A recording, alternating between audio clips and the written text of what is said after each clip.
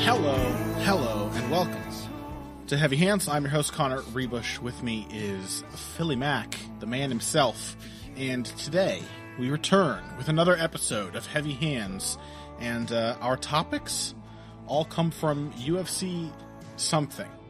Phil, someday I'm going to come up with a very consistent, reliable way of naming UFC events so that I don't have to check Wikipedia at the start of every episode to discover that this is in fact called UFC Lincoln. It's in Lincoln, Nebraska. More importantly, though, than the location is the main event. Justin Gaethje, 2-fight losing streak, taking on, without any disrespect, of course, what is essentially his worst UFC opponent yet, at least the least proven opponent he has fought. Sort of a show up or shut up kind of fight for Justin Gaethje. And meanwhile, the guy he's fighting, James Vick, is sort of in the opposite position. This is really his big opportunity to prove himself by beating the crazy brawler that literally every fan of MMA must love or else stop watching. So Vick versus Gaethje, the main event of UFC Lincoln. We're also going to talk about the co-main event of that card, Michael Johnson versus Andre Fili. We've got a women's strawweight fight between Courtney Casey and Angela Hill. And we've got some other ones on the main card as well. Flyweights, middleweights, whatever. We'll get to that later on in the show. But to start things off, the main event, kind of a weird one. Did you expect that this is the point at which either of these men would be a year ago, Phil? I think we've seen Vick steadily on the rise. He's put together a pretty ridiculous run in the lightweight division, especially considering the fact that he had very few fights actually outside the UFC. Mm-hmm. I mean, he's one of these guys that's actually had the majority of his career inside the UFC. Yeah. And wow, so I think it was a matter of time before he got there. He got another crack at a marquee fight, someone that he could a kind of top 10, top 5-ish opponent. For Gaethje, I think this is pretty much what all of us expected from him. Really, in the end, like this kind of thing. Yeah. I mean, we expected that he would get thrown into elite matchups right away, and he probably wouldn't win most of them. But he would be incredibly fun, and he would surprise us at least once. And that he is kind of fit that mold to a T. It is weird with Justin Gaethje that the feeling now seems. I mean, he's lost 2 in a row. Before he was undefeated. Probably the contrast alone bears some responsibility for this feeling, but the feeling seems to be that Gaethje is now like, ooh, I don't know. Maybe he does suck, and I don't know. He got some people out there now are thinking maybe he got lucky in that Johnson fight, or it just happened to go down the right way, or Johnson had exactly the fight he wanted, or blah blah blah blah. I think at the same time that he is now on his 2-fight losing streak, and clearly he's been exposed or whatever. Justin Gaethje has proven himself to be on the level of the elite lightweights. Neither Dustin Poirier nor Eddie Alvarez. Blowout losses. Exactly. Both of them almost destroyed by his leg kicks. Like he was one perfect leg kick could have TKO'd either of the last 2 guys that beat him at the point that they managed to finish him. So like Gaethje's still hanging in there with these guys.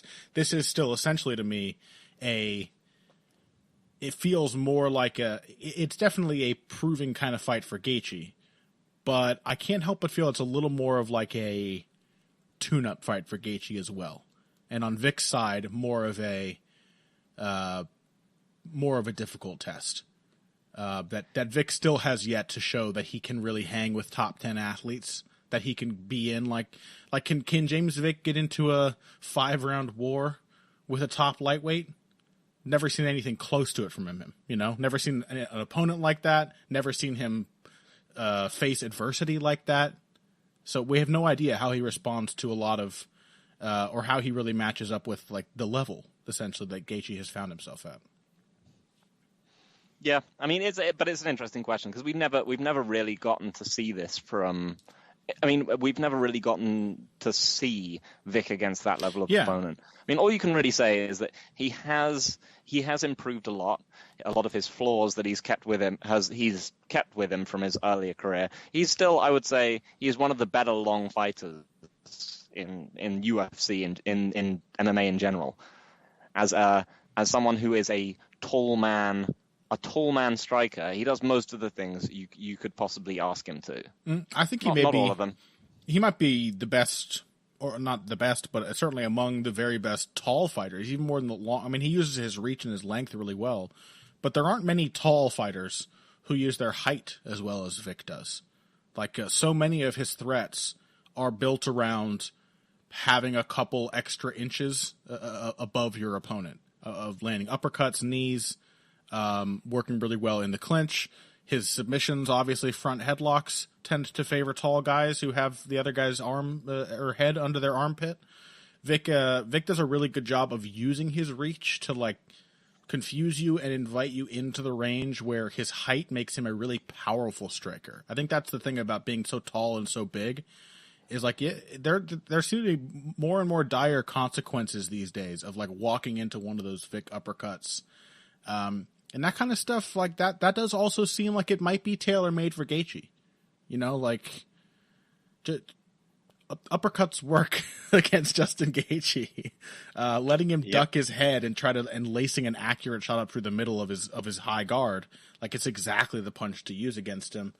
The kind of shit that Vick did when he fought Duffy, of using his length, setting his range, and drawing Duffy into the position where he could be countered by the uppercut, was really clever. Yep, he's a big fan of step knees as well, and that's the other kind of thing. You know, you can see absolutely, because we've mentioned Gaethje as a kind of trigger counter fighter before, and that he puts the double forearm guard up and basically waits to feel how hard you hit him on it in order to determine how and what he's going to come back with. And a lot of the time, people have used that to basically blind him and then either punch him in the gut from Alvarez's perspective, or just kind of keep pecking away and then reposition for a bigger shot from where he is. So yeah, you got to think like uppercut, step knee, and to a lesser extent his kind of snap down and clinch game all seem like they're good options against Gaethje's style. Yeah. Meanwhile, tactics on Gaethje's side, we got the low kicks. You should never, ever, ever look at a guy like James Vick, think, I'm going to fight him, and not immediately think of kicking his legs. We've got good body work from Gaethje, better with the leg kicks than the body work, but he will work both. A fairly coachable fighter. And we have, a lot of the tactics of pressure. That kind of brings us into the actual style matchup, though. And that's where things get kind of spicy here. Because the big question against a guy like Justin Gaethje, what Justin Gaethje is going to bring to the table. I am curious to see, honestly, if he'll change some things here. I'm expecting, because of what he has been talking about, some wrestling. I'm expecting him to push for the clinch a little more aggressively. I'm expecting him to maybe hit some takedowns out of there, and that should be interesting to see what these two match up like on the ground. But still, Gaethje is going to take the fight to Vick. We know in what kinds of responses he's going to be looking to draw out of Vick, what kind of fight he's going to look to be getting him into. And so the big question is, like, stylistically, how does Vick match up with that? How does Vick respond to a postmarked invitation to a brawl? Does he RSVP, Phil, or can he politely put Gaethje off long enough to finish him? Right. Yeah. So that's the big question here for Vick, is that given aggression, he tends to, like a lot of tall fighters, he tends to give way. Yeah. And like he's better at it than the vast majority of his lanky cohorts, in that he has defensive techniques that he uses, and he doesn't just, for example, run away like Alexander Gustafsson. He parries and he stiff arms and he moves away on different angles. He doesn't really move his head much at all, which seems like it's going to be an issue. But he does back himself into the fence a lot. And that seems like a uniquely bad place to to be. He's gonna, I think, for one of the focuses for him should definitely be try and avoid that in some way. Do not let because this is what Michael Johnson did against Gaethje, right? He clearly told himself that he was going to be, a technical outfighter against Gaethje, who was a wild brawler, and that he was just going to be. He was thinking, I'm going to move away, I'm going to counter, and he almost instantaneously backed himself into the fence, and Gaethje just sort of walked up to him and spent the first minute or so of the fight leg kicking him. This is the thing that people do not give Gaethje enough credit for. He's a legitimately good pressure fighter. He's very good at it. He's not he's a brawler, but he's increasingly become a more and more, I don't know, technically sound, whatever.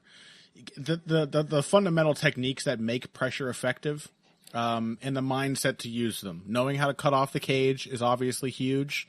Knowing how to manage distance is something that Gaethje doesn't get a lot of credit for, but pressing forward and getting opponents to reach for him is something that he consistently does, because they feel the pressure. They want to try to get him to back off. And his aggressive counterpunching style, I think, makes that really effective too, because he does put his whole game now is kind of like put the opponent in a position where they have to fight me, and then punish them for trying to fight me. Give them one option and then punish them for taking it. And I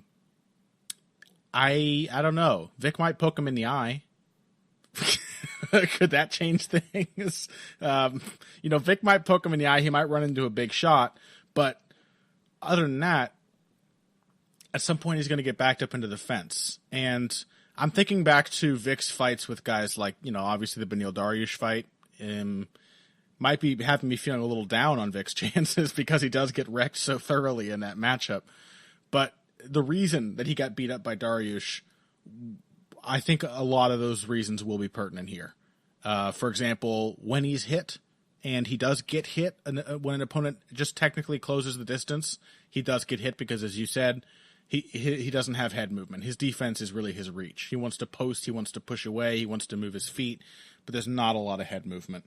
So his response is like, get hit, start to throw back, move the feet and start to throw back, which got him into some trouble because he got hit on the counter. Other response, reach for the clinch.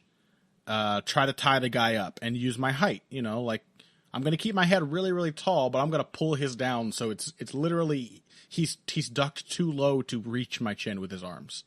And both of those are workable responses, but they seem particularly risky ideas against Justin Gaethje. Your response is going to be to either fight back against the fence still, or to grab on to Justin Gaethje and try to clinch with him. Again, could be effective. You could get a front headlock on Gaethje. You could hit him with a beautiful knee. Eddie Alvarez fucking knocked him out from a quick little clinch tie-up. But you're also, you could also just have to clinch with Justin Gaethje. And most people don't enjoy that as much as Eddie Alvarez briefly did. Yeah. I mean, that seems like the issue is that he's against pure aggression. He is sort of in some ways compelled to step backwards. I still think that he has a few things which make this very interesting. He's very calm. Mm-hmm. He has a lot of he's one of those fighters who will place his shots very well because of that. Mm-hmm. He is constantly watching to see how to land his shots, and it makes his defense more functional than it might otherwise be. Yeah, it allows him to time things more easily because he expects a lot of what does come his way. He sees it coming. He's prepared for it. He like, again, that Duffy knockout, he does think through things very procedurally. How his movements are getting the opponent to respond, how he can capitalize. I agree. He's a thoughtful fighter. Yeah. So the question is, can he sort of replicate pieces of what Poirier did and simply, give Gaethje a long jab that he just taps him with to bring Gaethje's arms up and blind him, and then reposition whilst Gaethje is defending, and potentially throw the long right or the uppercut up the middle, because I mean. And the other thing is, obviously, if Vick can force Gaethje back, then Gaethje is simply, he's a bad fighter on the back foot in many ways. How dare you? What do you mean? I want to see Gaethje come in here and start boxing off the back foot, doing the ollie shuffle, dancing. I would love to see that. Can you imagine? I can't even picture Justin Gaethje. He just comes in with this new game plan, and it's just to be the slickest out fighter in the UFC. Yeah, his only cornerman is Bobby Green. Yeah, the greatest defensive boxer ever. Yeah. Oh yeah, and he just does like a whole bunch of like 52 blocks shit. Oh man, Gaethje with the 52 blocks. Gaethje. Come on, Gaethje. Take off the crown, close the door, cross some bones. Come on, all these moves. I need to see 52 and a half blocks from Justin Gaethje. But Gaethje doesn't respond well backing up. There was something else I was going to say there, Phil. Damn it, you keep doing this to me lately. You have such interesting things to say that I lose my track. Excellent. I'll take it as a compliment. Okay, so the other thing is, that concerned me, like, for Vick's chances, I mean, I guess I'm not necessarily so much concerned as he's a Team Lloyd Irvin fighter and I would like to see him lose for that reason, but... Don't believe him, listeners. Is that he slowed down a lot against Ronaldo. Yes, that is actually what I was going to say. The question, I got that first. Excellent. Poirier knocked him out in the fourth, is what I was going to say. That is a very important factor to keep in mind, I think. Yeah. So yeah, and if that was one of the dynamics which really surprised me in that fight, is that if there were a few things that I was relatively sure about in Vick Ronaldo, it's that if it had gone to a third round, and more than that, if Vick had pretty clearly won the first two rounds, I would have been almost certain that Vick would just crush him in the third. That really wasn't what happened. Instead, he just sort of ended up on his bike and ate quite a lot of body kicks, and I'm not sure if I even scored that round for him. It was definitely his worst round of the fight. And we did talk about our, Vick is obviously a victim of weight cutting more than many others. Yeah. But the ways in which the big weight cut, having a lot of size, does negatively affect strikers. Like, Vick fights in a way that he will get worse. His stamina will suffer. He is having to carry his own weight. He's having to move a lot, in this free-flowing kind of fight. Yeah, he does. I mean, he does a good job of preserving it because he doesn't. Nope, you're cutting out a little bit. Hold on. You don't need to. He doesn't what? Now you cut out a little bit. He doesn't put a lot on his shots because he doesn't need to. Yeah, he doesn't overexert. Yeah. But the trouble is that even if he doesn't, like, he's still a massive lightweight. And we have seen against a guy like Trinaldo. Like, Trinaldo also manages his energy quite well. But he manages it well in the way that, like, Derek Lewis does, because he has to. Yeah. Because he gets tired. He's so muscular and he throws so hard. He gets tired so fast, and he's so old. So he throws everything incredibly hard. Yes. So he has learned through experience to have to manage his energy. Vick doesn't. Vick, maybe it feels like maybe he shouldn't have to. You don't want to see a guy like Vick managing his energy. He is such an efficient, well-paced kind of fighter. You want to see him coasting through the final round if he gets the kind of fight he wants. And Trinaldo is exactly the guy you don't want to see him flagging late against.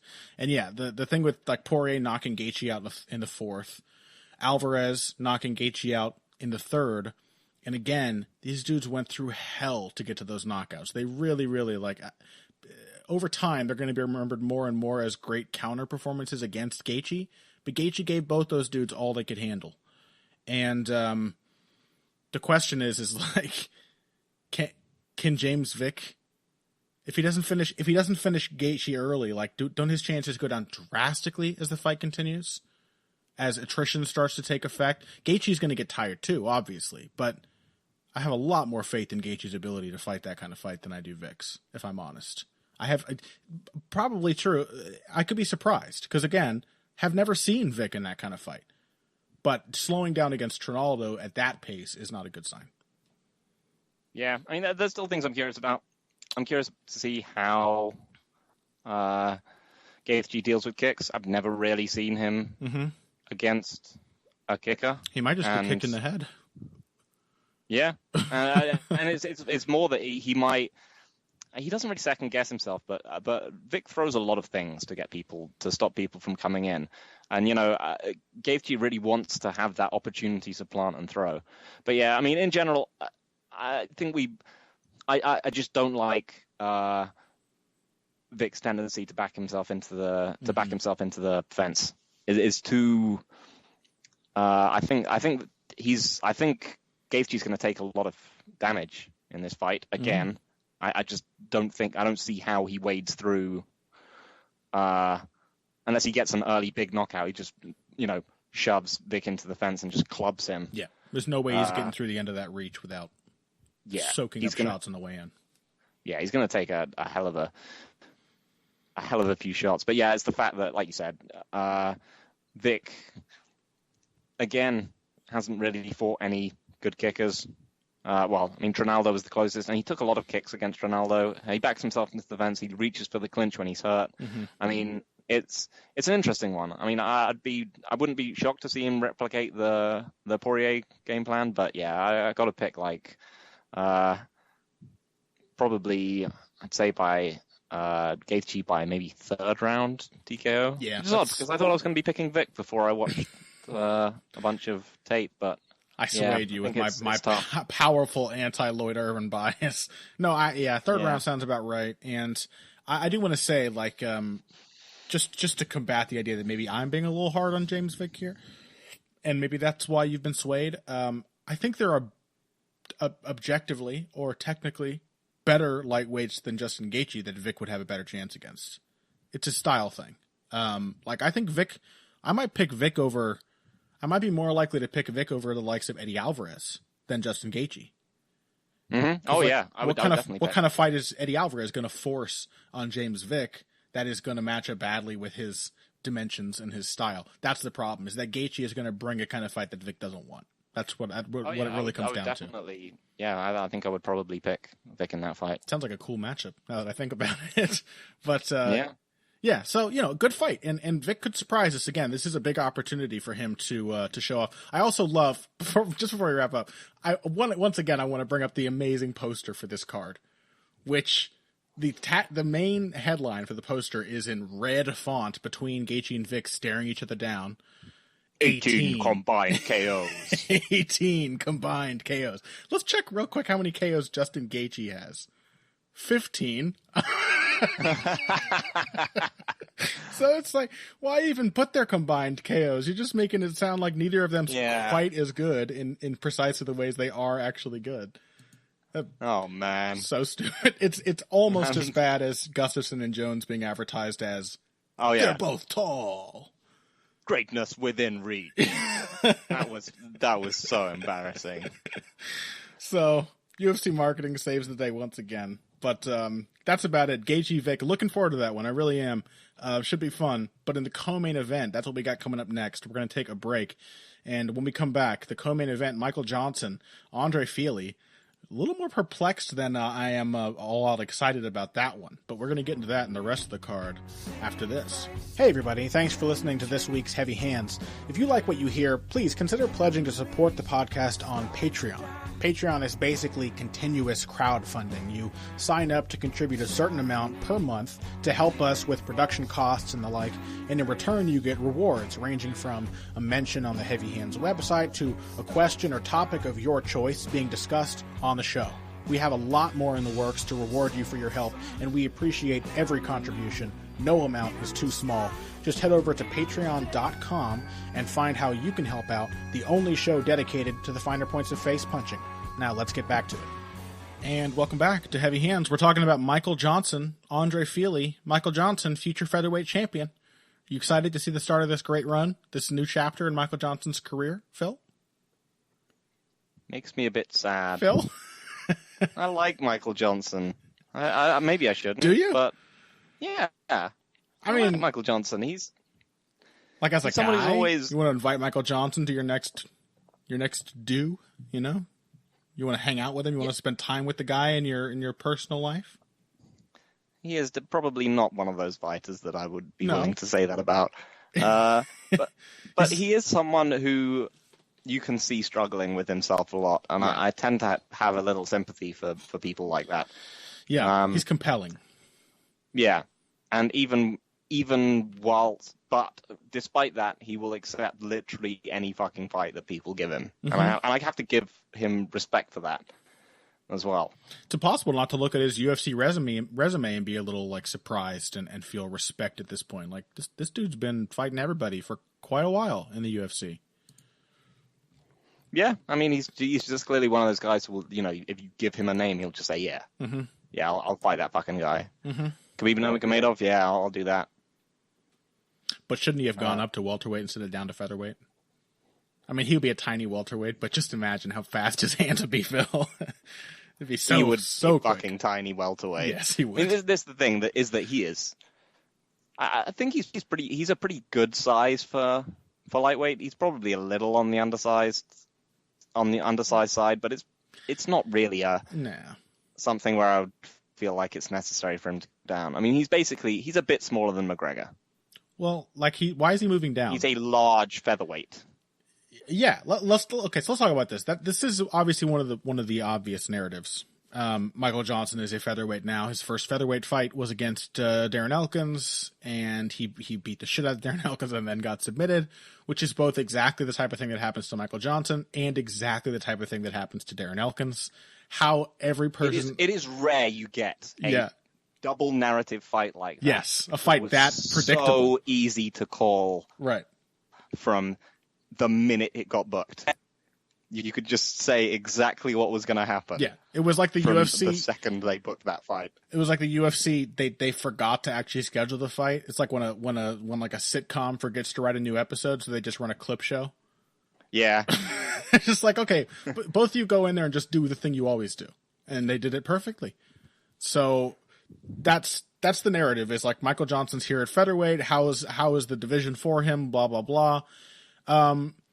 His problems at lightweight were just losing to the best guys. I don't think his problems were being too easy to out-wrestle. Honestly, at this point, it's pretty fucking hard to out-wrestle Michael Johnson. And, I mean, I guess you could say he still obviously has a lot, but he just got out-grappled at featherweight. So the problem is not physical at all for Michael Johnson. I don't think his problems have ever really been physical. I think his difficulty in being out-wrestled when it does happen, his difficulty in... I mean, it's very rare we've seen him plainly outstruck, to be honest. But when Nate Diaz did it, his difficulty there was like... It's just Johnson gets frustrated. And it seems to be... I think he seems to be feeling more and more of that burden as his losses kind of pile up. Because there was a period, like, when Johnson fought, like, Joe Lozon, when he fought Gleison Tebow, he looked amazing when he fought Tony Ferguson, who also looked just as bad. But, like, there was a period where Johnson really seemed to be putting everything together, and now he's... I don't know, it seems like it doesn't take quite as much to get him thinking, I really don't want to lose again, and then to start doing all of the most typical and least helpful Michael Johnson things. Yeah, I mean, he seems to have changed from being a guy who could fight in a few different ways to a guy who can fight in basically one. Yeah, I mean, and in some ways, it's sort of the Cody Garbrandt thing. At its, this is the bad ending of the story, right? It really is the Cody Garbrandt thing. Yeah, good comparison. Right? Like, what if you are lightning fast and no one can handle your hand speed? And then what if people just start figuring that out and all you do is keep trying to scare them off with the hand speed and it's not working? Mm-hmm. And it makes you so mad. Eat the damn 3-2. Eat it. Eat it. And it's just not happening. You got to try the airplane. When they don't want to eat it, you got to try and open up.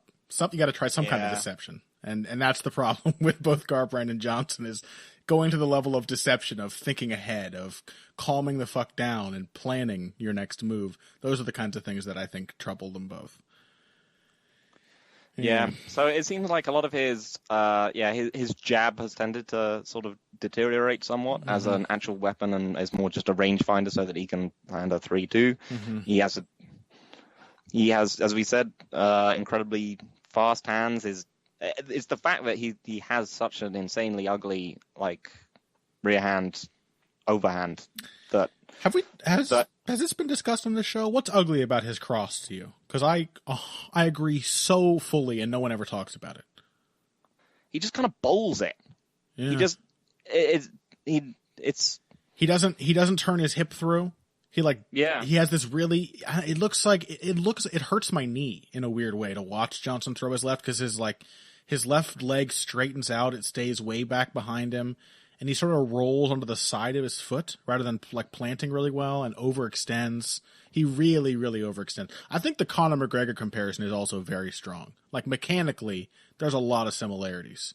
And the way that Johnson tends to overextend and fall into that left hand is very reminiscent of Conor McGregor. But with McGregor, he has his left hand is just a lot. He has a lot more ways of throwing it, and he's just a lot better with it. I mean, with Johnson, it's really the right hook that does that's really his money punch. Yeah, it's it's when and the fact that it when comes the two in combination. work in concert he's really cooking. 100%. So he's also been described as next generation Melvin Gillard, and that's sort of sad and true, in that he has the same kind of tendency to be, incredibly explosive and incredibly difficult to take down, and seems like an absolute nightmare for almost anyone, and then something goes wrong, and then everything keeps going wrong after that. Yeah. Let me tell you my my overall read on technically, what's the descriptor I'm looking for? My overall read on Michael Johnson is shallow. I think he is a shallow fighter. His fighting style is rather shallow. He has a first layer, and that I think that's kind of true everywhere. If you put Johnson, he doesn't want to be out wrestled. We know that. Everybody knows that. So everybody thinks, okay, and everybody knows he's got a great sprawl, but if you chain wrestle him, I mean, we knew that going into the Khabib fight. Chain wrestle him, you're going to have a much better chance of getting him down, even if you can't time that first shot perfectly. So, but past that, we already know on the ground, he doesn't have the layers to back up that sprawl. The same is true on the feet, though. Johnson is like a trigger fighter more than anything. If you throw something at, he moves his feet. His feet are very quick. He's very agile, and his hands are incredibly fast and very powerful. They might be. I'm struggling to imagine how quick his hands might look if he didn't load up so much. He's got so much speed already, and he puts a ton of heat into his punches. He really strains to hit people hard. And without that, he might be even faster. That's one of the big differences between him and McGregor, is McGregor just doesn't load up. Yeah, but, in many ways, he's a better athlete than McGregor. Yeah. In a functional, speed and power way. And there's a really solid chance that he literally just is. Mm-hmm. Yeah, there's a lot of really impressive things about Michael Johnson's physicality. But layers, he has a trigger. You show him something, he'll move his feet or whatever, he'll come back with a combination, fairly rote combinations. Left hand, right hook, left hand, right uppercut, left hand, right hook to the body, left hand. It's mostly the 2-3 and variations thereon. Beyond that, does Johnson have a layered defense to fall back on? Does he have good footwork to cut angles? Should you continue to press the attack? Can he manage the distance? Can he reset and retreat behind a jab after his first response of counters? Can he feint very well to set up his counters? Blah, blah, blah. There's all these questions that would add more complexity to that game. The answer is no. Most of the time to almost all of them. Is that Johnson is just he doesn't have layers. That's what gave him so much trouble against Nate Diaz. He didn't know how to get past the end of that reach. He was stuck in this one layer and it wasn't working and he couldn't adjust. It was his problem way back when he fought Miles Jury. Jury played games with him, setting him up in one phase and then switching to another. When people are effective against Michael Johnson, it's because they don't just deal with his first layer. They don't just have the kind of fight where they have to match hand speed with Michael Johnson. So the question is, what's the kind of match, what's the style of this fight that Andre Fili can force that doesn't have him comparing his own hand speed in the pocket to Michael Johnson's? Because if he can avoid that, I think there's a real chance he can win this. So we've got to think of what kind of fighter Andre Fili is, and he's a very uncommon alpha male fighter, right? Oh yeah, he's nothing like, he's not really like Dillashaw or Garbrandt, and he's not really like, the kind of Benavidez Faber mold either. And is he even their Is he even their Rockhold? Like, is he the counter alpha male fighter? I'm not sure that he's that either, really. Yeah, I mean, he's I'm trying to think of who he reminds me of, but he's basically a rangy wrestle boxer. Yeah. What I would describe him as. He's wrestled a bit less lately recently, but this has more been a style. Has he? It was kind of the only reason he beat Dennis Bermudez. He out-wrestled him. Oh yeah, that's a good point. I'm sorry. Yeah, I was kept thinking of the shots he was landing, but yeah. So I mean, he's got quite a lot of mobility. Mm-hmm. He's got reasonably accurate hands. He is not a great athlete. One of the things we saw in that Bermudez fight was, I think, him having the right game plan and having a good game plan for Bermudez, one which was well suited for Bermudez to capitalize on his forward aggression, with takedowns and the counters. And in many ways, he had the better game plan, and he landed the shots he needed to. But I sort of wasn't sure whether he won that fight because Dennis Bermudez just hit him much harder. Mm-hmm. So it's an interesting matchup of someone who is, has a reasonable, and I wouldn't really describe Fili as an incredibly deep fighter either. No, right? Yeah. But he just has more. He doesn't have. It's a broader, shallow pool, yeah. Right? His style is built more on being like, his is more of a classic MMA approach where it's like, be able to do everything. I don't think Johnson wants to be able to do everything. He just wants the same fight that he has won in the past forever. Yeah. So. Yeah, and it tends to upset him when that doesn't happen increasingly of late.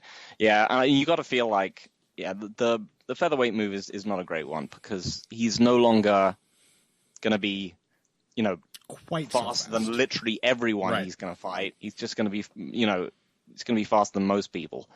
He was faster than Darren Elkins. How are his hands going to look compared to Fili's? Maybe not quite as impressive as we remember. I don't know. It really does depend on how Fili shows up. Fili has the build and the skill set to be either in spots to be either Nate Diaz or Miles Jury.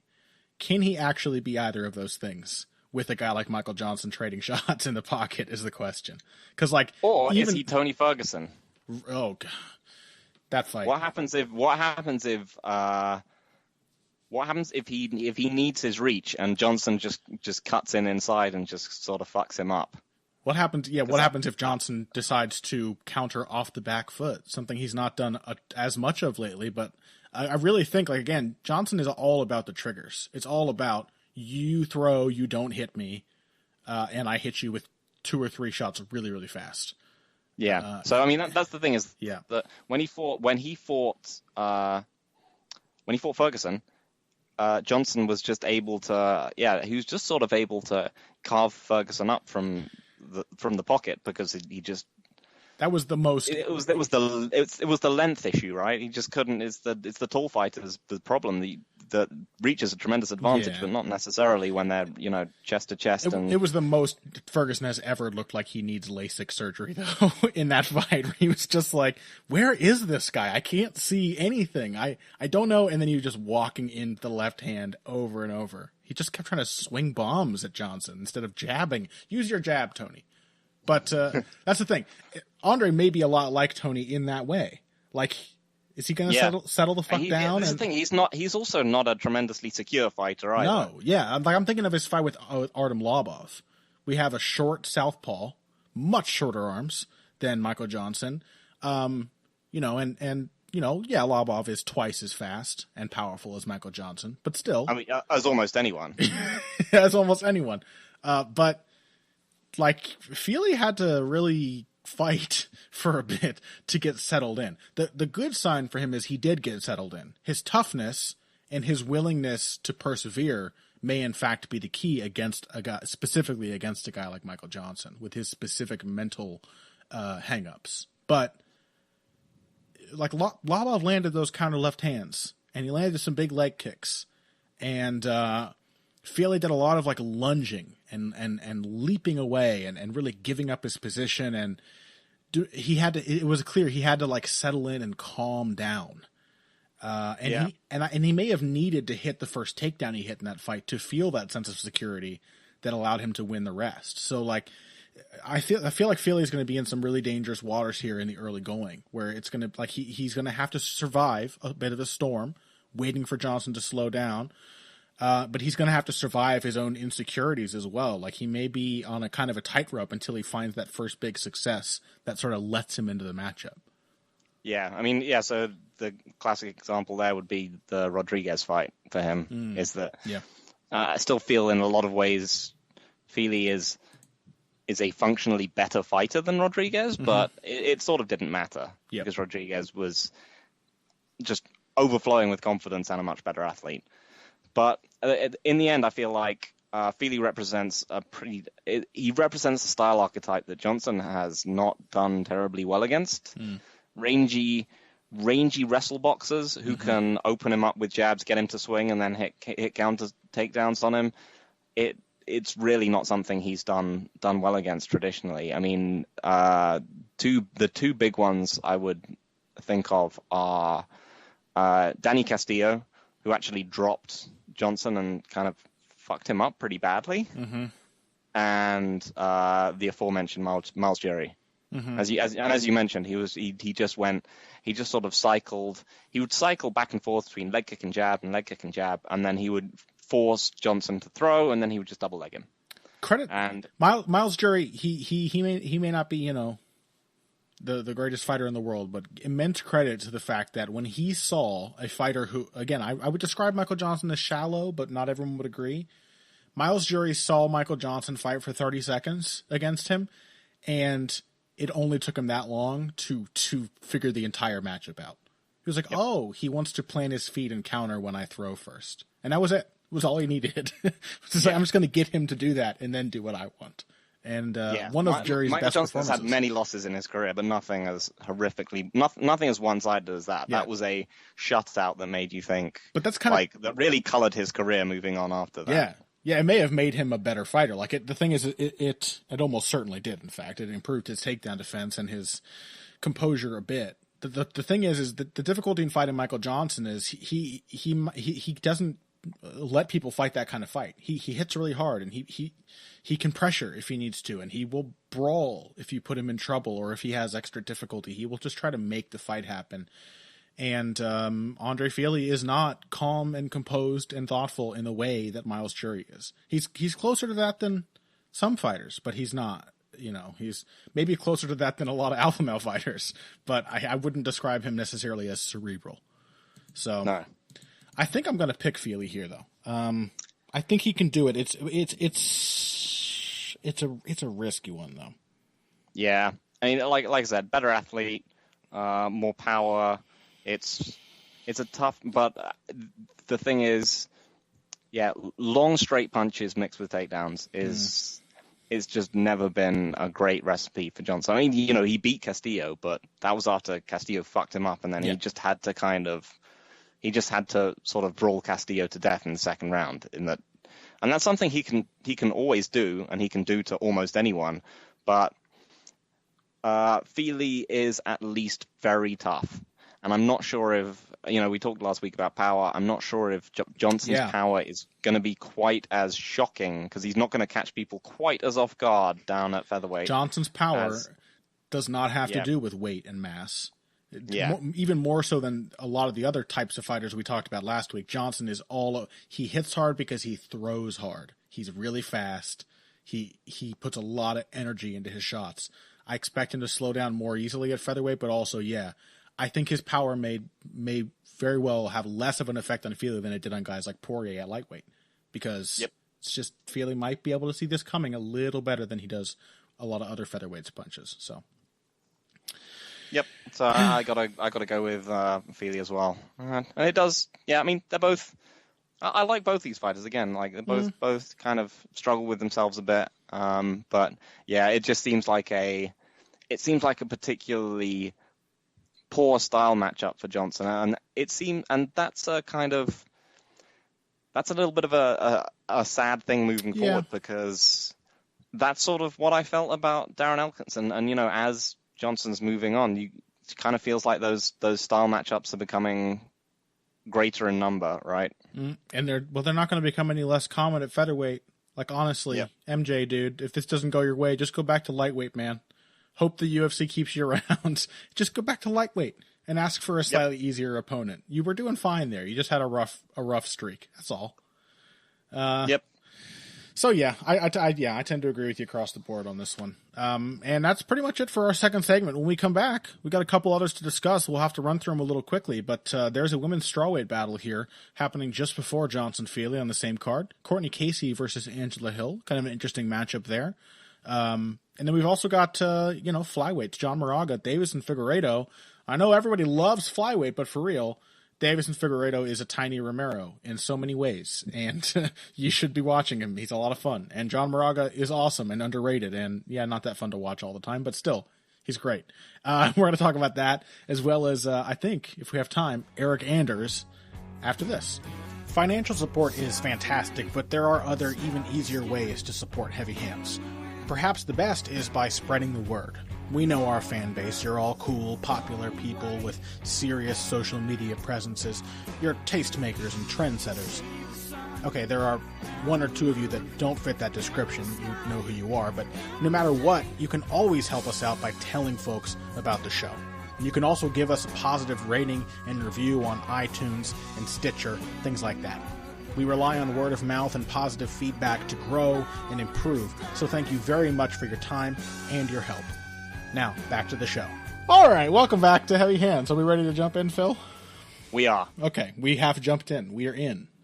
We've dropped. We're talking about the rest of this UFC Lincoln card. What the hell else is happening here? We've covered the main and the co-main. We're essentially sticking to the main card for the rest of this. I will say, whole card's okay. It's not the greatest thing you've ever seen, but like Hani Yaya's there. Yeah. Drew Dober's there. Corey Sandhagen, he's a prospect that's worth watching. He's there. It's an okay card, and it's got a pretty damn good main event. So I'm all right with this one. I will allow it. If you're going to throw a 13 fight card at me, I would honestly, it's going to have to be pretty spectacular for me to be like look all the way down and think, I can't wait to get stuck in for however many hours this is going to be. Calderwood Faria. I mean, I look at this, I see at least. Yeah. I'm not hyped, but I'm like, oh, these are things that needed to happen. Yeah. Important things are being accomplished here, at least. Yep. Back to business. So anyway, Courtney Casey, Angela Hill, whatever. No, it's this is our women's strawweight fight on the main card. I think it's a bit of an interesting kind of crossroads. Angela Hill has just gotten back on track. She had that win over Marina Moroz. Thrilling, as always, whenever Marina Moroz steps into the cage. After losing pretty decidedly to Nina Ansaroff. And Casey, meanwhile, has lost 2 in a row now. And in many ways, these two women compare to each other. Because they both seem like they could be really good top contenders in this division, maybe. Like Courtney Casey, physically, that's the big thing with her. She's giant. She's really tall. She's really broad. She seems strong. She seems powerful. She seems athletic, too. She can throw a good, hard, fast punch. Angela Hill, she's very technically skilled. She's extremely durable. And she, has a good strategic way of fighting. They may have its drawbacks. We'll talk about those. But there are things to like about both these women's games and how they show up in the cage. What are their issues? I mean, whose shortcomings are going to curse them more in this matchup, essentially? It feels like Casey's. Yeah. What are those? I guess we should say, what are their shortcomings? We know there are a couple things that they both do well. The thing is, there are things to like about both of them. What's holding them back? So, I mean, they are shortcomings which are going to lock together in very obvious ways, right? Yeah. In ways which are going to determine how this fight goes probably relatively quickly. And with Courtney Casey, it's that she's pretty foot slow and defensively non-existent. And with Angela Hill, it's that she really struggles to sit down on punches. So essentially, it just looks like we have a dynamic where either Casey is just fast enough to force exchanges out of Angela Hill, in which case she can just outpunch her, or she can't track Hill down, in which case Hill will just kind of land a lot of shots on the feet and then just kick away at Casey's legs. Yeah. That sounds about right to me. Shortcomings of Casey, the defense that I think it does go beyond just being bad defensively, which she very clearly is, and just being foot slow. I think also it is brain not work as good as it should, or in the way that it should. I'm not saying Courtney Casey's a dumb woman. I'm sure she's not. Her decision making in her fights has really held her back. It's inability to not see problem A and then immediately match it up with response B, with no thought as to whether that's a high percentage or good option. Yeah, that's a big one, obviously. The willingness to play off of her back it obviously comes into that. But yeah, everywhere is the inability to kind of judge. I don't know. The thing is too, if you're a fighter, you shouldn't be making all of these judgments on the fly, right? If you're trying to determine what are the right counters for certain things, some of those things should really be trained in. They should come to you naturally. And it is that Casey both seems to run out of ideas too quickly. She seems to get either really fixated on something, or she kind of doesn't know how to adapt if what she is trying hasn't worked yet. She might keep trying the thing that hasn't worked over and over in the hopes that it will eventually. So that's a difficulty, but also I don't know. She doesn't seem to. I think some of it does have to do with training with her. If I had to compare the training environments and how well they prepare their fighters, again, Hill has her problems, and the style she's trained has very much to do with her lack of punching power. So there are drawbacks there as well, but Casey really seems like she's being limited by her training environment to me. She's not adapted or grown in any notable way really since she came to the UFC. And she's been fighting tough opponents. It's like she's gotten a step back. She's been called to answer over and over, and she still looks really impressive physically and all that. But she, the fight with Felice Herrig, she could have done something different. Just one thing different. She could have not countered. She could have tried to throw 1-2. She could have done anything. And she kept having the same exchange with Felice Herrig over and over, except that Felice Herrig was winning that exchange 60% of the time by the time the fight was done.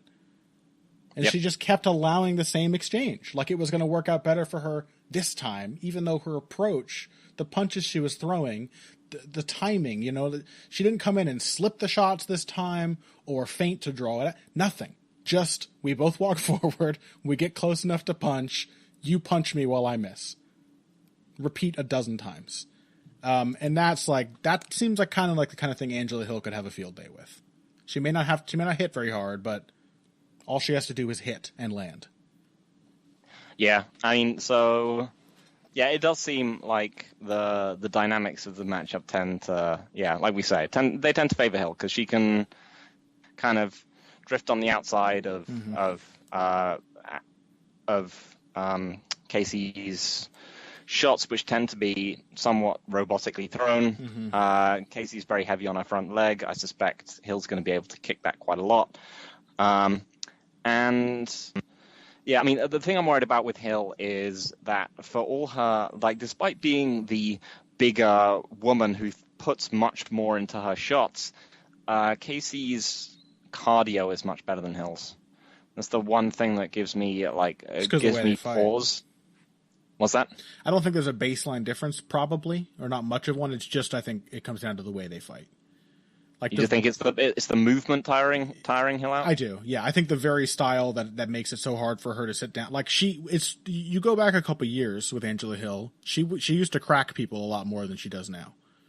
And occasionally you'll still see in some of her fights, she does still have a little bit of like accidental power. She can be precise. She's quick. She'll still hurt people without even really trying to. But she puts so much effort into moving around that it takes away from her punching power. And I think it drains her stamina. Casey she puts a lot more into her punches, but she just doesn't really move around that much.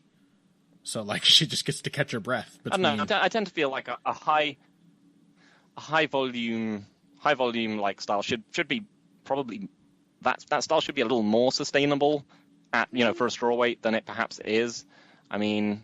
It depends. I'm not sure. I mean, this is the thing: is what makes Hill something of a tightrope walker, is that she has to, she's not going to knock people out or even down. So she constantly needs to be on the top end of the volume equation, but she can't really sustain her own pace for whatever reason. So I don't think that's an issue. It's not just a high output style; it's inefficient. Like. Her style looks more than other Alliance fighters, like Dominic Cruz's. And I love Dominic Cruz. He's so much fun to watch. He's had such an interesting, unique style. Would you teach another boxer to fight like Dominic Cruz? Would you teach his mechanics? I mean, you certainly wouldn't teach Dominic Cruz's style without the wrestling. That's the main thing. Because that's really what makes Dominic Cruz's style work. Yeah. He's not a fantastic kickboxer. So we have Cruz's looping, inefficient punching style, combined with Angela Hill's. Okay, I mean, and she has used it effectively, but certainly not Cruzian level of wrestling. And so that's why Jessica Andrade looks like Cody fucking Garbrandt against Angela Hill, because she can't take her down anyway. For different reasons than Cruz couldn't take down Garbrandt, but then she's stuck in that same kind of matchup. And it's like, these loopy punches. And yeah, I just think there's a lot of inefficiency to Hill's style. She could just maintain distance and use her reach, stick behind a jab, pivot, don't leap around so much and think you have to get your head 3 feet offline while you swing a bizarre hook from the outside. That is not how you have to move and act to be a high output, long range, on your bike kind of fighter. Yep. So, yeah, I mean, tend to favor Hill. Think if she could be in for a rough third round, but I think at least for the first couple, I think it's going to be probably kind of rough for Casey. I mean, I think there's just an athleticism differential here at work, apart from anything else. I mean, I think Hill. She's just not a great athlete. And Casey still kind of is, even when she's been in really bad fights, she does. Do you think Casey should go up? Why? I mean, on the one hand, she kind of got out wrestled by an atom weight in her last fight, but on the other hand, on the other hand, her, as with Michael Johnson, her problem is not that she's not big enough to out wrestle people. Her problem is that she can't wrestle. Yeah. It's just that she's got a technical issue that's holding her back. I don't think a change of weight class might help. She might feel a little more energetic. She might go out there and brawl a little more freely, which could definitely help her. Again, she seems tough. She seems powerful. At the very least, she's very strong. But yeah, she's just kind of a limited fighter. I have not yet been provided evidence that she can learn and adapt. So that's what I really need to see before I am willing to get excited about Courtney Casey's prospects again, to be honest. Yep. Agreed. Yeah. All right, well, let's move on. A couple more here. We're just going to touch on them pretty briefly. But flyweights, John Moraga, Davison Figueiredo. We had Alex Perez last week or the week before that announce himself as a top dog, a new top contender at flyweight. Things shaking up at 125 now that Demetrius Johnson is no longer the champion, has been sacrificed at the altar of Moloch. And so now I think it's a good time to be looking at like who else is coming up. Who are the other up-and-comers? Where's the new blood at flyweight? And Davison Figueiredo is that guy. And I love this matchup because it's a perfect crossroads fight. John Moraga, the guy you all know and literally none of you love, who is always a tough out. And Phil, you and I just, were remarking before we recorded, his record is really good, actually. He's only lost to the best guys, really, and has beaten a lot more really good guys than you might remember. And then you've got Davison Figueiredo, who has just started to announce himself as this like fearsome, young, up-and-coming knockout artist. And so it's a crossroads kind of matchup. What do you think of it, man? It is a confusing and strange fight. I am confusing and strange fighters. Yeah, right. I mean, I'm really struggling to see how this one kind of pans out. It is. I mean, I'm still not sure. I mean, it seems strange, but in some ways, I'm not entirely sure how John Moraga's game works. I think I have a decent understanding of it because I think as we were sort of briefly mentioning this before we recorded. I think he might be he might be the lab fighter made to fight other lab fighters. Mm-hmm. He's the camp foil, the rock hold to Ben Henderson's Cormier. Who are the other examples of this, actually, now that I think of it? But yeah, anyway, the point stands. He is the anti-lab fighter. Yeah. So he is someone who's got, so if you think of the typical lab fighter as a kind of aggressive, clinchy, kind of press forward, transitional fighter, then Moraga is actually a pretty solid counterpuncher. Mm-hmm. He's a very strong anti-wrestler. He's got a lot of guillotine chokes and attacks from that area. He's also someone who when people don't necessarily just attack him and force a kind of aggressive and unstructured game on him, can look a little flat.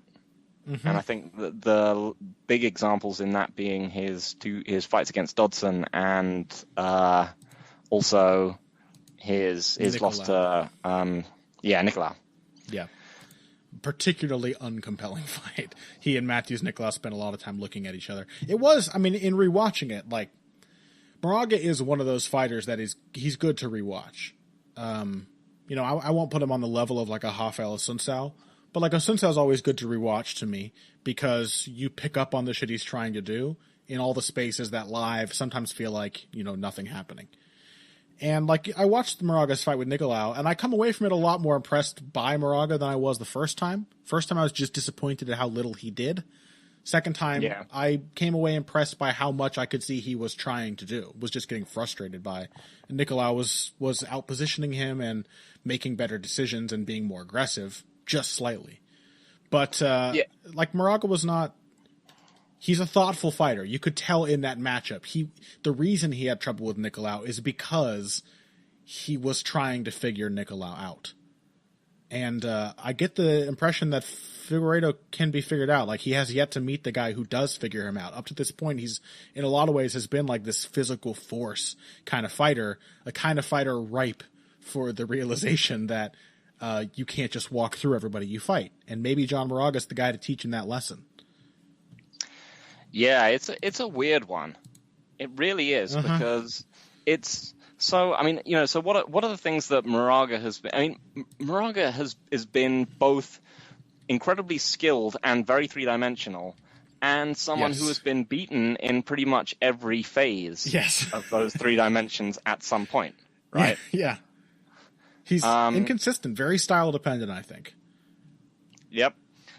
Very, very dynamic in his own way. Hits a lot harder than people give him credit for. Mm-hmm. Got the guillotine choke and all these other like a better wrestler than anyone gives him than most people have given him credit for, both offensively and defensively. But I mean, what does Deiveson Figueiredo? What's he good at? Well, he hits real hard. Yeah. For a 125-pounder, he seems to have bricks for fists. I think he's an aggressive counterpuncher before anything else. I think. But the thing is Figueiredo is still quite raw. You know, like he has announced himself with these recent wins. But you do not have to go back far at all to see fights in which Figueiredo, where he really, like, he wins purely because of the belief that, because of self-belief, that he can walk through shots and hurt the other guy and that he cannot be hurt. There are fights of his where he gets dropped or gets staggered and just walks through eating shots on the chin, looking to come back and fire. I think at his best, like on a composed day, I think he's an aggressive counterpuncher. He likes to pressure. He's big. You know, although he's not actually that big, is he? He seems big, doesn't he? Yeah, this is another weird thing is that he's apparently an inch shorter than John Moraga, and he looks like a huge featherweight. It's part of the Romero comparison I keep making. Maybe this isn't an obvious comparison, so people might be like, why does he keep thinking? You know, obviously, like the devilish grin, the way that he seems to enjoy destroying people, these little things remind me of Romero. But also, like, he does seem big. Just like Romero. Romero's often shorter than the people he's fighting. It never, ever seems like it. There is a very imposing sort of aura to the way Figueiredo fights. He uses his size well, too. Like, he may not actually have super long arms, but he does have a good jab. He's got good straight punches. I don't know. How many layers does Figueiredo have? Is he capable of refusing Moraga the chance to walk into counters? You know, and if so, like, what does he do at that range? What does Moraga do? I don't know. It's a weird matchup. It is. It's exciting, even if it's difficult to break down, precisely because I feel like it's a matchup that stands a good chance of answering a lot of these questions. Yeah, Figueiredo definitely.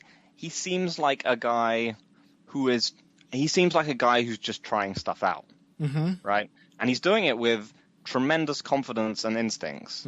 But I don't feel like we've seen the construction of his game yet. Yeah, I don't he seems really totally feel like he's just doing stuff to see if it works. You know, he'll do some really impressive stuff. He'll be able to do like punch to a kick combination to a takedown. You could see him kind of, I think, after the Brooks fight, I think he maybe fell in love with his own wrestling a bit more. After he trained that a bit more.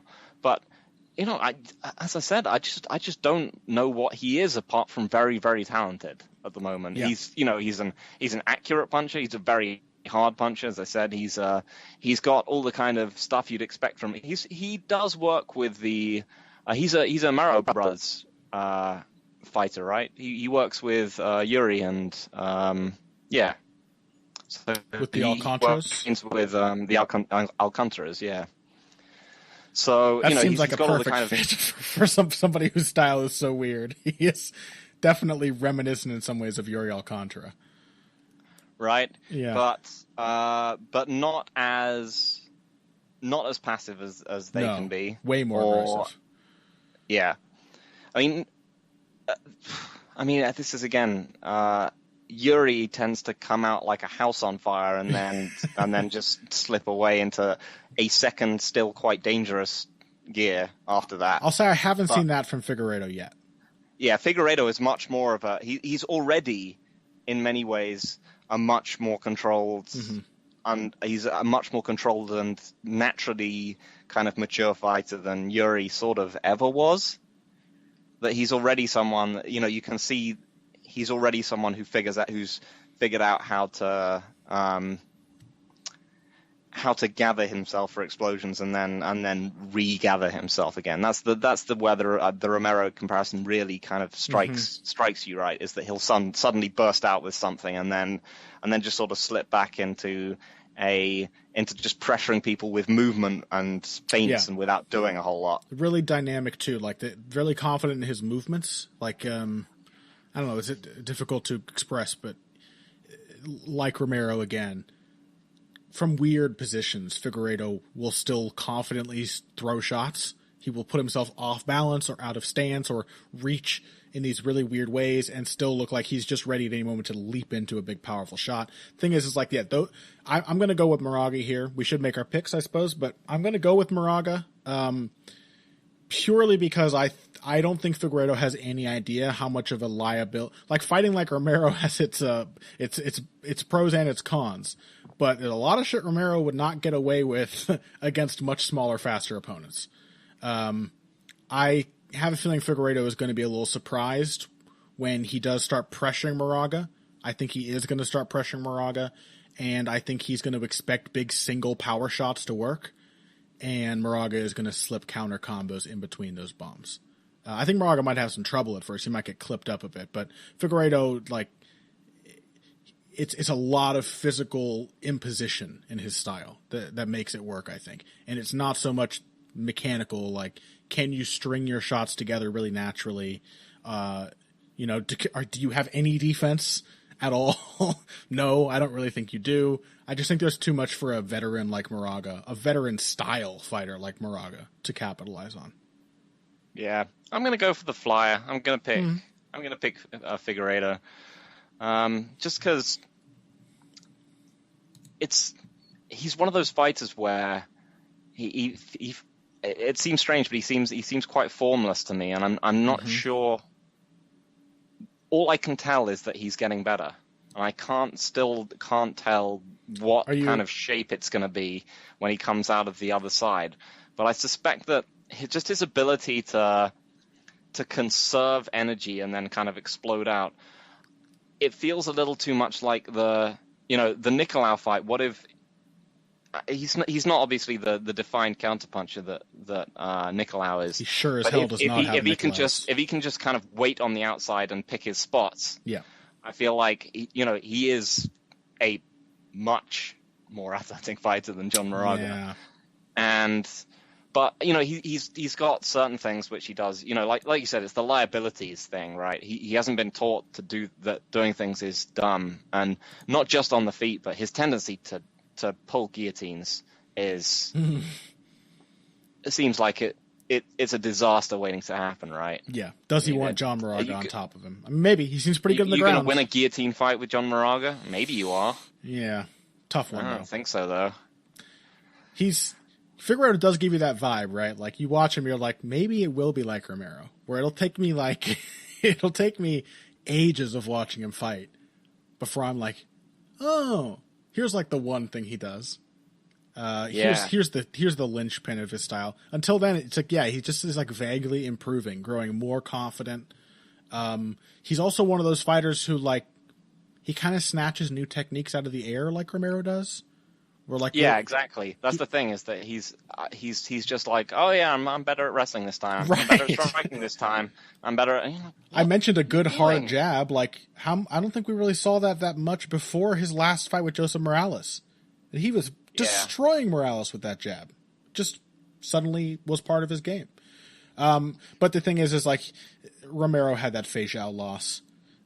There's got to be some just technical, experienced fighter in there at some point to be like, you still have to think about me a little bit. You can't just be doing whatever you feel like doing at the moment. I don't know. I think Figueiredo needs that kind of experience. Yeah, Bibulatov came out and he was, it was just like, oh yeah, how's John Moraga going to deal with the volume and the power and the athleticism of this guy?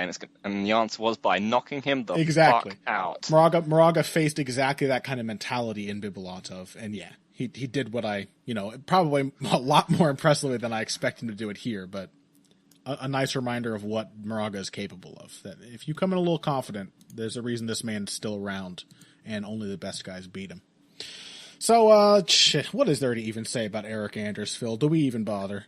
I mean, not the more I think of it, I mean, well, it was a good loss. Yes. I'm going to say. It was, in some ways, it was better for him to lose that than it was for him to just go out and thump Lyoto Machida in one round. Yeah. Because then he just would have gotten chucked into shit that he wasn't ready for. But as it happened, he had, like, he got in some really good rounds, some just a really solid, like, nip-tuck, back-and-forth fight with a veteran where he learned a lot and showed that he could be patient and smart, and lost, and that's good. And now he's just going to presumably kick the shit out of this poor guy that he's up against. Losing a fight to a slightly past his prime veteran that you still have an argument, a sound argument in your head that you won, is maybe the best kind of prospect loss there is. Right. It's like when we were talking about Hackforest against... against Held. Against Held, yeah, exactly. Yeah. Is ideal. Yes. You get pushed back, you get to fight some easier guys, you get great rounds in. And you have just learned so much without having your confidence dented at all. Yep. So, the reason I wanted to talk about Anders is because of the Machida fight. Everybody knows I love Machida. Anders had a fairly okay competitive fight with him. It was pretty slow.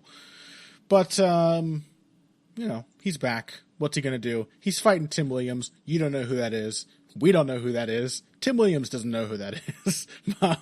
So it's essentially like, let's see what Eric Anders learned. There's not a ton to say in advance, but I want to see what Eric Anders learned from that Machida loss. I want to see if there's a little more relaxation, a little more fluidity in his boxing technique. I want to see a little more defense. I want to see maybe a little more sense of urgency without only associating urgency with throwing as much power as you can. I want to see a little more work from Eric Anders without quite so much effort. And that seems like the kind of lesson he very well could have taken away from that Machida fight. So we will see. But that's about it for this week's episode of Heavy Hands. UFC Lincoln right around the corner at the Pinnacle Bank Arena in Lincoln, Nebraska. Why is it in Nebraska, Phil? Why? I guess they got to go everywhere at some point. Why is anything in Nebraska? But anyway, this card's coming up. It looks pretty good. I hope it's fun, and I hope you guys all enjoyed listening to our breakdown of it. We'll be back next week to discuss the results, as well as, or maybe discuss these instead of the results. Tyron Woodley versus Darren Till. Nico Montaigne versus Valentina Shevchenko. The 2 title fights everyone was asking for are scheduled for UFC 228. So those will both be extremely gratifying, both to predict and to watch. Of that, I'm sure. We'll talk. I'm going to be looking up my Montaigne versus Shevchenko tape study and just biting my nails over who to pick in that one. Let me tell you. Oh boy, I can't wait to do tape study for Woodley Till though. I mean, there are 2 or 3 fights in particular that I'm really looking forward to rewatching again. So it's going to be a blast. But until then, thank you all for listening. Find us on that social media. We are both on Twitter fairly often. You can find Phil on there at Evil Greg Jackson, and myself, I am at Boxing Bush, BUSCH. We'll talk to you on there. We'll make jokes. We'll insult you. We will make you never want to listen to the show again. So make sure you would enjoy that experience to its fullest. And until next week, thank you all for listening. If you came here today for the finer points of face punching, you came to the right place. This has been Heavy Hands.